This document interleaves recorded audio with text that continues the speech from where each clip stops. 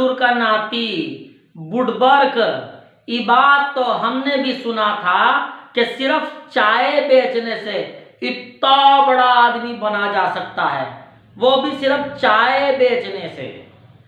पर ये बात तो ससुर हमें आज ही पता चली, अब ही पता चली कि एमडीडीए में नौकरी करने के बाद करोड़पति भी बना जा सकता है। करोड़पति। अरे का टुकुर टुकुर देखे हो, का टुकुर टुकुर निहारत हो हमें, हम सही बतावत हैं तुम्हें। करोड़पति भी बना जा सकता है एमडीडीए में नौकरी करने के बाद। विश्वास नहीं होता हमारी बात पर तो खुद ही सुन लो।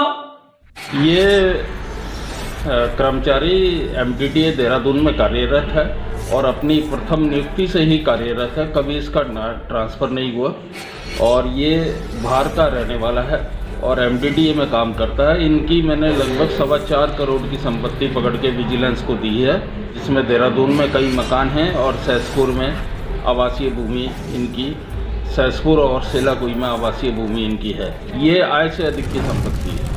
इस कर्मचारी की जिस पद पर ये हैं, इनकी 40-50 हज़ार रुपये तनख्वाह होगी और इतनी करोड़ों की संपत्ति इन पे कहाँ से आ गई, इसकी जांच हेतु मैंने विजिलेंस को लिखा है। और वो जो है ज़्यादातर संपत्ति उसमें उनकी पत्नी के नाम पर है। जैसे सम्राट होटल है, मेन बाज़ार में स्थित है।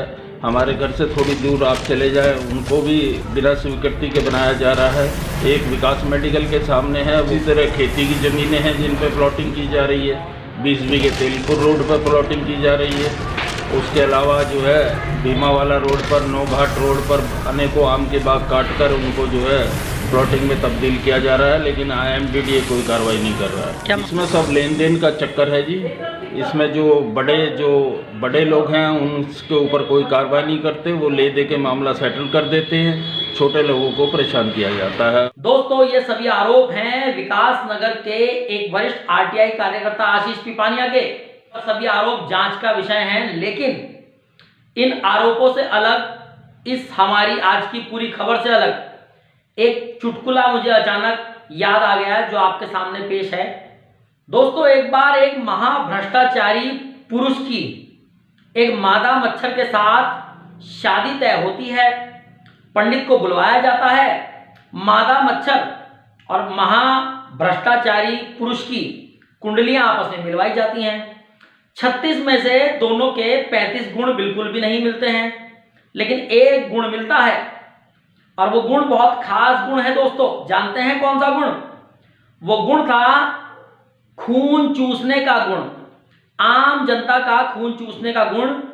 चूंकि एक भ्रष्टाचारी और एक मादा मच्छर दोनों ही आम जनता का खून चूसने का काम बड़े ही मजे से किया करते हैं। बहरहाल इस चुटकुले का इस खबर से कोई भी संबंध नहीं है।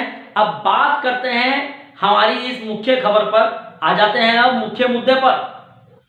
ये जो आप मेरे पीछे बना हुआ मकान देख रहे हैं दोस्तों, ये मकान नक्शा पास ना होने के कारण, साडा से नक्शा पास ना होने के कारण और पड़ोसियों की एक शिकायत के आधार पर इस मकान को साडा के द्वारा लगभग 4 साल पहले सील कर दिया गया था और उसी अवस्था में ये मकान आज भी पड़ा हुआ है। इसमें कोई भी कंस्ट्रक्शन नहीं किया गया है क्योंकि ये मकान पिछले 4 साल से सील है और इसकी सील वो लोग बेचारे जो मिडिल क्लास फैमिली है जिनका मकान है, वो लोग अब तक सील ही नहीं खुलवा पा रहे हैं। ये है मिडिल क्लास आदमी के साथ डिपार्टमेंट की कार्रवाई।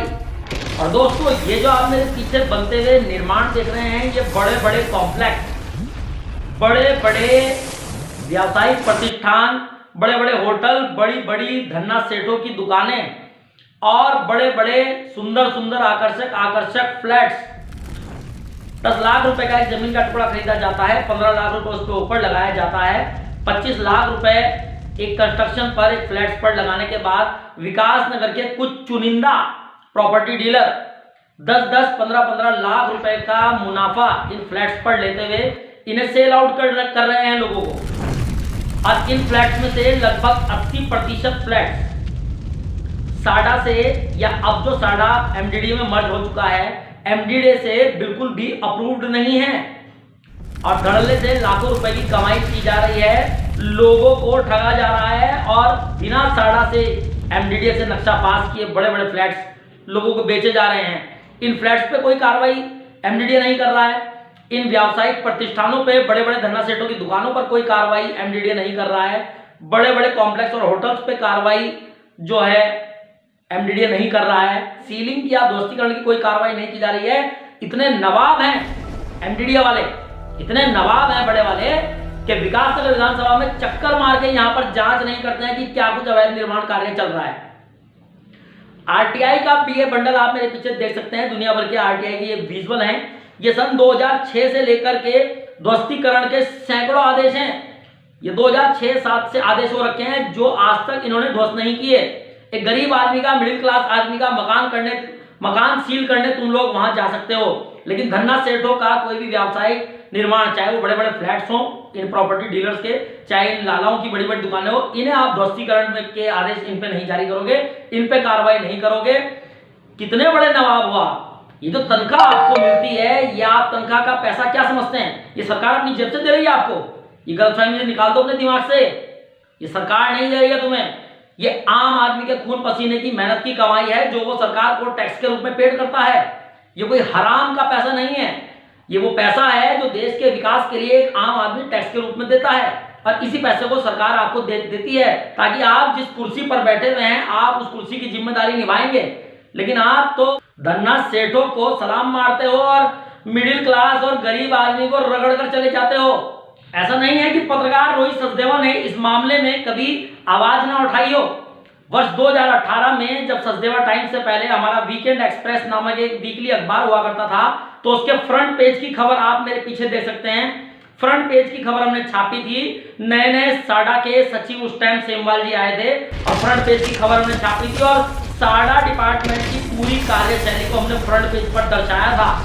2018 का समय था, आज 2021 का समय है, लेकिन हालात आज भी बहुत ज्यादा बदले नहीं हैं। हमने उस वक्त भी अपने अखबार वीकेंड एक्सप्रेस के माध्यम से यह सवाल उठाया था कि क्या जरूरत है सरकार को ऐसे विभाग को पालने की जो अपनी जिम्मेदारियां ही ना निभाता हो, जो केवल खाना पूर्ति के लिए काम करता हो, नोटिस की कार्रवाई करता हो और धरातल पे कोई काम ना करता हो। लाखों रुपए की, करोड़ों रुपए की तुम लोग स्टेशनरी नोटिसों में बहा देते हो, लेकिन कार्रवाई के नाम पर तुम एक मिडिल क्लास और गरीब आदमी को तो रगड़ डालते हो, लेकिन जो इतने बड़े बड़े धन्ना सेठ तुम्हारी आंखों के सामने नाक के नीचे काम कर रहे हैं, उनसे तुम्हारा कुछ नहीं उखड़ता है। एमडीडीए साहेब सुन लीजिए। और इस खबर के अंत में सचदेवा टाइम्स एमडीडीए से एक निवेदन करना चाहता है कि एमडीडीए साहेब विकासनगर विधानसभा आइए, चक्कर लगाइए और जितने भी धन्ना सेठों के बड़े बड़े निर्माण चल रहे हैं और जो सन 2006 से नोटिस आप लोगों ने ध्वस्तीकरण के, सीलिंग के जो भी जारी किए होंगे उन पर कार्रवाई कीजिए। मात्र 10% पर स्टे दिया हुआ है लोगों ने, 90% कंस्ट्रक्शन पर कोई स्टे नहीं है। बहाने वाली छोड़िए और जो तनख्वाह आपके डिपार्टमेंट को, आपके कर्मचारियों को मिल रही है, उस तनख्वाह का हक अदा कीजिए। और इसी के साथ सचदेवा टाइम्स को दीजिए इजाजत। मैं रोहित सचदेवा, सचदेवा टाइम्स के लिए विकासनगर। लेकिन दोस्तों, यदि आप सचदेवा टाइम्स पर प्रसारित होने वाली हर खबर को सबसे पहले देखना चाहते हैं और आप चाहते हैं कि कोई भी खबर आपसे देखने से छूट ना जाए, तो अभी और इसी वक्त सचदेवा टाइम्स न्यूज चैनल को, सचदेवा टाइम्स को YouTube पर अभी और इसी वक्त सब्सक्राइब करें और साथ ही Facebook पर सचदेवा टाइम्स को फॉलो जरूर करें। नमस्कार।